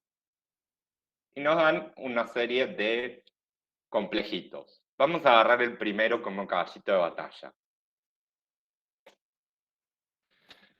Lo primero y principal, para determinar la configuración electrónica del ion metálico, puedo mirar primero la configuración electrónica del metal en su estado cero y descontarle los electrones según el número de oxidación que tengamos. Por ejemplo, en el hexaciano ferrato 3, este complejo de acá, el hierro tiene el número de oxidación más 3. Ok, entonces ahora miro la configuración electrónica del hierro. ¿Cómo busco rápido la configuración electrónica del hierro? La tabla periódica. La tabla periódica, tal cual. Me fijo lo que está después del corchete de los gases nobles y el hierro es un 3d6, 4s2. Ok. Ahora, esto es el hierro 0. El hierro más 3. ¿Ganó o perdió electrones?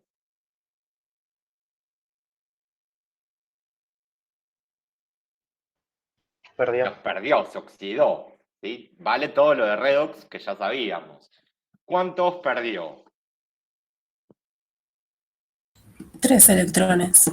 3 electrones. ¿Cuáles? Se le volaron estos 2 del nivel 4 y se le voló 1 de estos S. Por lo tanto, la configuración electrónica del hierro 3 es 3 de 5. Ahora, en el mundo complejo podemos decir es un metal de 5. ¿Qué me está diciendo esto? Que hay 5 electrones para ubicar en orbitales D, los que se van a desdoblar por la presencia de los ligandos. ¿Qué geometría tiene este?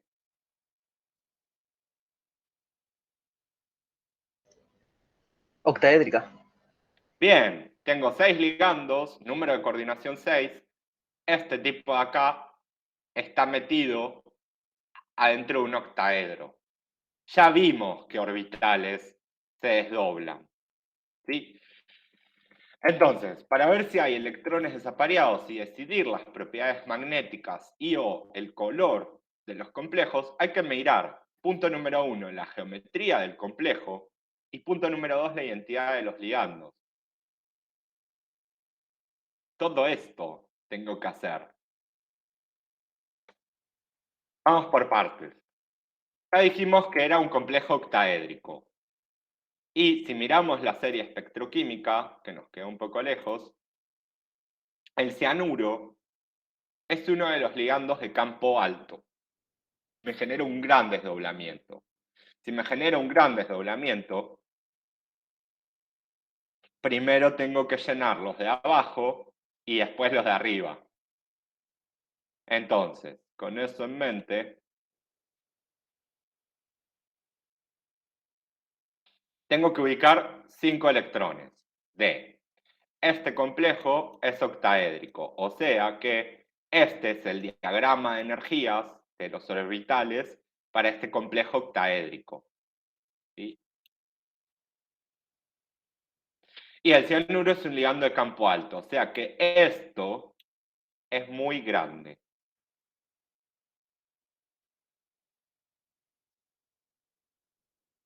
Ahora, si es muy grande, ¿qué significa eso? Que voy a meter electrones en estos 3 orbitales que me quedaron acá abajo, los T2G, como uno en un orbital, otro en otro orbital, otro en otro orbital. Y ahora tengo 2 opciones. Sigo metiendo de a un electrón en cada.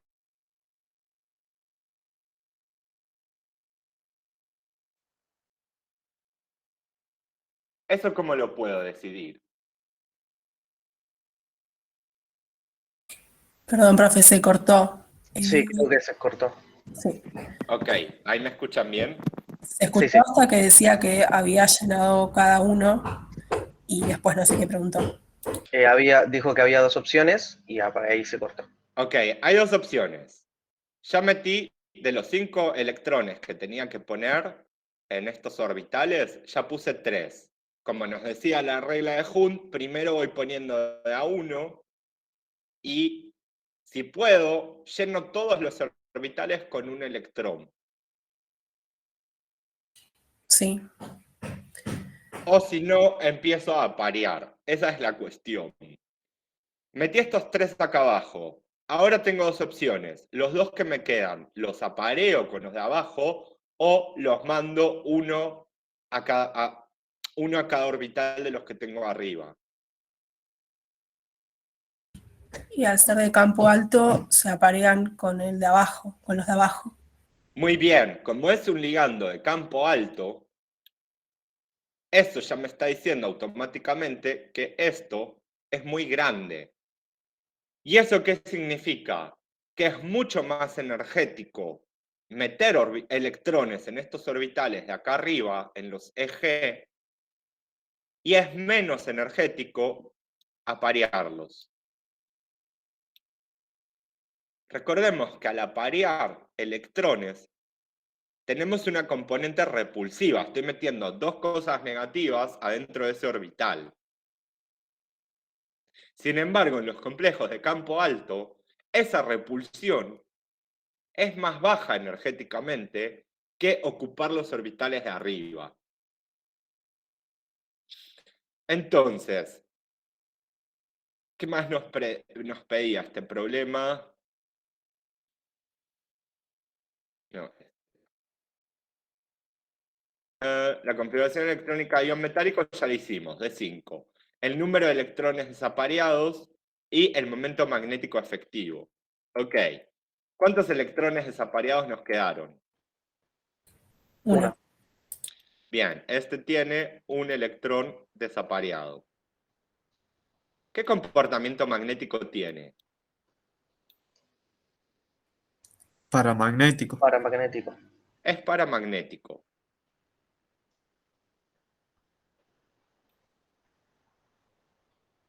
O sea, se siente atraído por un imán. Ahora, no me preguntaban eso. Me preguntaban el momento magnético efectivo. Chan. ¿Cuándo vimos momentos?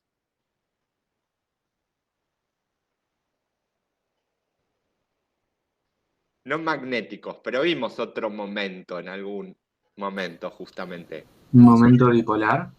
Bien, el momento dipolar. El momento dipolar lo representábamos con ¿qué letra? Mu. Mu. Muy bien. Podemos usar esa misma mu para hablar de magnetismo, ¿sí? Para hablar de momento magnético. Podemos decir el mu magnético efectivo. Y ahora, si es paramagnético, este momento magnético, ¿cuánto va a valer? No tenemos ninguna fórmula para calcularlo, al igual que tampoco teníamos ninguna fórmula en momentos dipolares. ¿Pero qué podíamos decir cuando una molécula era polar respecto a su momento dipolar? No se cancelaban. No se cancelaban, y por lo tanto, ¿cómo lo expresábamos?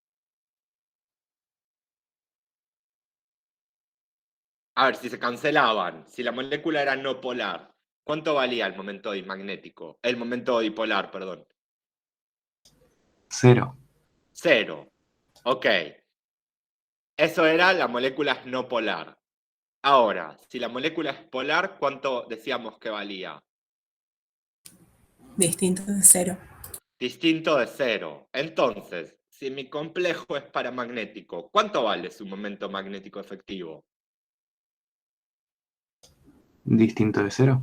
Perfecto. Podemos decir esto.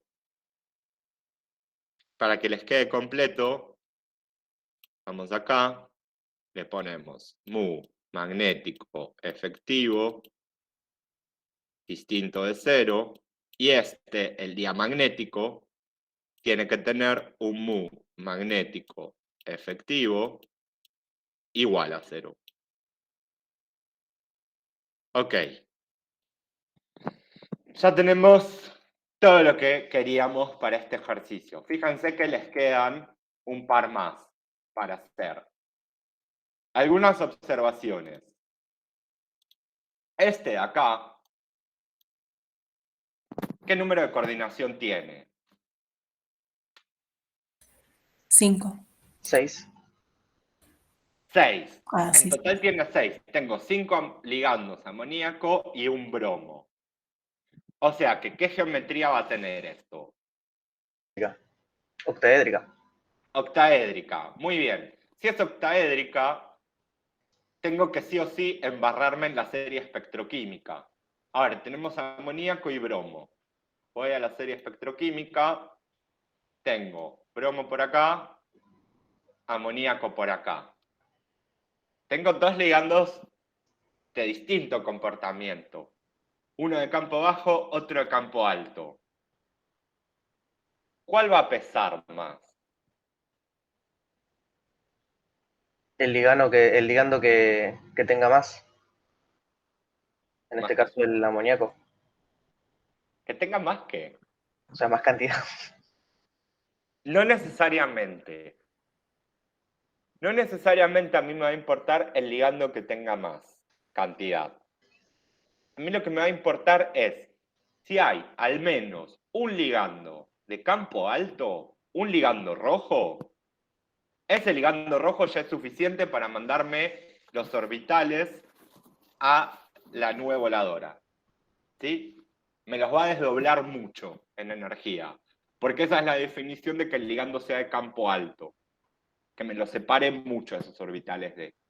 Es decir que, un ejemplo, ¿no? Si tuviéramos el complejo, pero en vez de tener 5 ligandos de amonio y uno de bromo, tendríamos 5 de bromo y uno de amoníaco, perdón.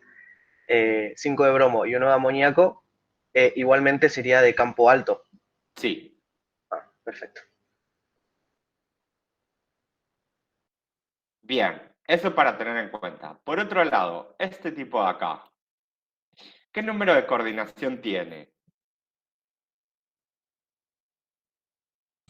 4. 4. Con número de coordinación 4, ¿qué geometría podemos tener? Tetraédrica o cuadrada plana. Bien. Y ahí ya vimos que cambia un montón el panorama. Plantéense las dos para este complejo. Y decidan en base a cada geometría que pasa en cada caso. ¿Por qué? En este ejercicio no nos dan ninguna pista de qué geometría tiene. Sabemos que con número de coordinación 4, octaédrica no, podemos tener tetraédrica o cuadrada plana. Ok. Para practicar un poco más, planteen los dos escenarios. En el parcial van a tener ayuda con estas cosas. Pero mientras practiquen. Bien. Los otros ejercicios de la guía son bastante parecidos a este que hicimos. Háganlos, por favor. Para seguir practicando, vamos a hacer el mismo análisis en este complejo de hierro. ¿Qué número de oxidación tiene el hierro? Más 2. Más 2. Si es un hierro más 2, ¿qué configuración electrónica externa tiene?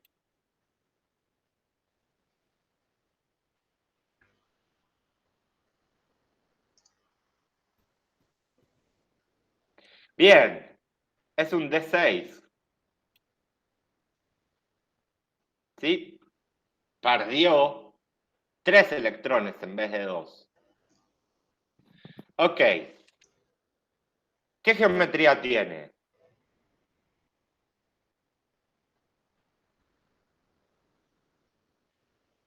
El complejo. Sí. Octaédrica. Bien. Octaédrica, o sea que ya sabemos que nuestro diagrama de energías va a ser de esta pinta.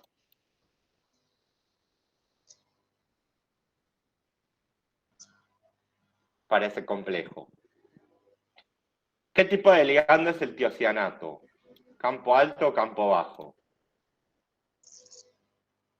Bajo. Es campo bajo. ¿Sí? Fíjense acá está el otro, el isotiocianato, como campo alto. O sea que este es de campo bajo. Ok. ¿Dónde estoy? Acá. Tiocianato, campo bajo.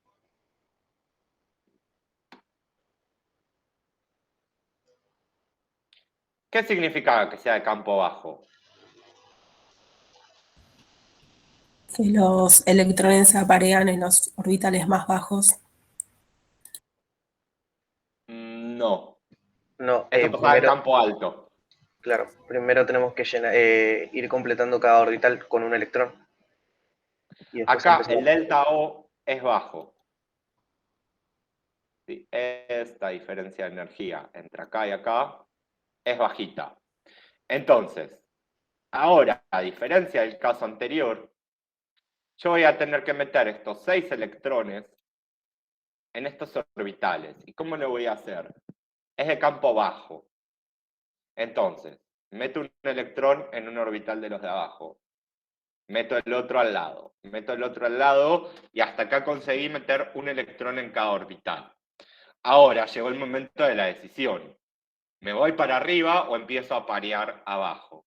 Como el ligando es de campo bajo, me es más fácil meter un electrón acá y otro acá que aparear los de abajo. Lo que sí no me queda otra, y acá tengo que meter acá abajo.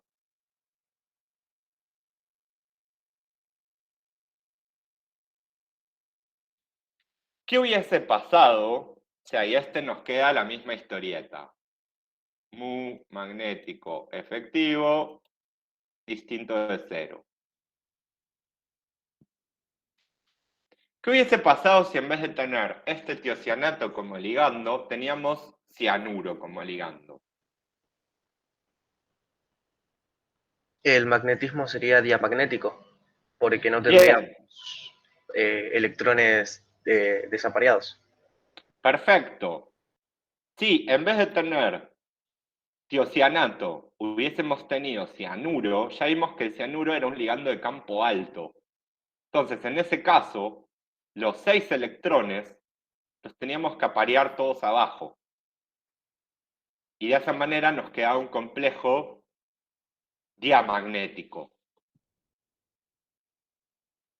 Fíjense entonces, recapitulando, las propiedades magnéticas en este caso, o el color que puedan presentar los complejos, depende de un montón de cosas, y las sabemos analizar esas cosas. Punto número 1, depende de quién es el metal. Si depende de quién es el metal, depende de su configuración electrónica, depende de su número atómico. Por otro lado, depende del ligando y de la cantidad de ligandos que tengamos. ¿Por qué? Porque la cantidad de ligandos, el número de coordinación, me define la geometría. Para cada geometría, estos orbitales D se me van a ir acomodando de distintas maneras. Según quién sea el ligando, a veces se me van a desdoblar mucho las energías, a veces se me van a desdoblar poco. Eso me va a influir en cómo voy a ir acomodando esos electrones. Y eso me va a determinar el color, las propiedades magnéticas y otras cosas que no vamos a ver en este curso. Bien. Profe, tengo una Sí. última duda. ¿Puede que sea la configuración electrónica del nivel energético 4? Tipo 3 de 10 y 4 de algo. No. Mirá las reglas de las diagonales. Y ahí vas a ver que después del 3D saltás al 4S recién. Sí, sí, por eso, pero qué sé yo, si la configuración electrónica sigue hasta el 4D, ¿no es posible o sí?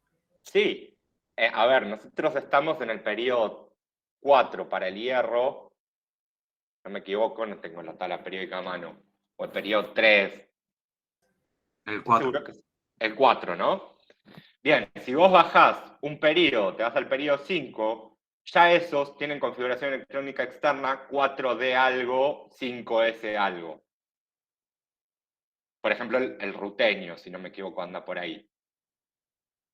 Sí, sí. Entonces, en esos casos, sí, su configuración electrónica externa para rutenio 3 va a ser 4D algo. Ahora, a mí lo que me importa es la cantidad de electrones D, no en qué nivel están. No sé si queda claro eso. Sí, o sea, tendría que sumar los electrones que hay en el nivel D No. del ¿no? Vos mirás siempre la externa. Ah, listo, listo. Bien. ¿Alguna otra pregunta? Yo tengo Ya, una después consulta repasen. con la tabla periódica también. Sí. El cromo, por ejemplo, eh, aparece como 3D5, 4S1. Ujú. Y, por ejemplo, el anterior es D3, S2, el vanadio. Ok. No ¿Y sé si cuál es es mi... la consulta? O sea, ¿lo considero así o es que mi tabla está...? No, sí, considéralo sí. A ver, Ok. cuando nosotros hacemos, primero, ¿de dónde sale la configuración electrónica que está en la tabla periódica? Sale de meterme en mecánica cuántica, resolver la ecuación de Schrödinger y calcular dónde están ubicados, en qué orbitales están ubicados esos últimos electrones. Nosotros jamás en la vida hicimos eso, que es la manera correcta de trabajar. Nosotros lo que hacíamos en Introducción a la Química era una baby cuántica. Es decir, bueno, agarrá la tabla de las diagonales y anda acomodando más o menos por ahí. Y siempre, en el caso de los metales del bloque D, se presentaban esas discrepancias. Yo por regla de las diagonales llegaba a una configuración, cuando chequeaba con la tabla periódica, en vez de tener mis electrones en los D, los tenía en los S. Y eso, cuando nos preguntaban, les decíamos, bueno, no, en realidad, para ese átomo, la energía de los orbitales 4s, por ejemplo, está muy cerca a la de los 3d.